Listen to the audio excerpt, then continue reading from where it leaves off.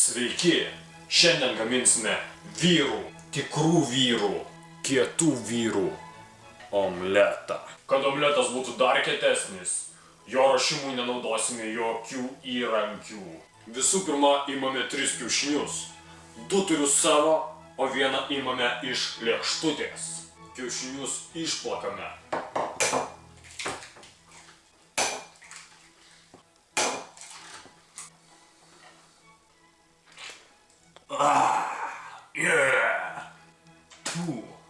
Reikia žiupsnelio miltų, kurių visą laiką yra ant tikro vyro galvos. Miltų suveriam į bliūdą. Tuomet šlakelis pieno. 2 litrus pieno išgėriau prieš valandą, todėl dabar išgausiu filtruotą produktą.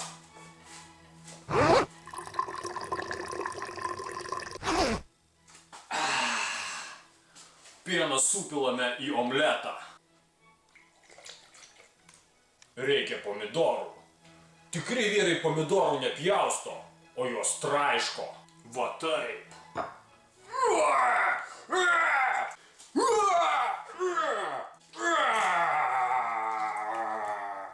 Kad būtų dar gardžiau, įdėsime trupučio sūrio. Jis per savaitę susigaupia kojinėse. Tai grybų sūris. Labai aštrus ir vyriškas. Ir pagaliau truputis prieskonio. Dar kartą paplakam ir pilsim į keptuvę. Beje, nenaudosim aliejaus, o kepsim ant natūralių vyriškų taukų nuo kaktos. Įpilam omletą ir kepam 5 minutes. Vyriškas omletas paruoštas.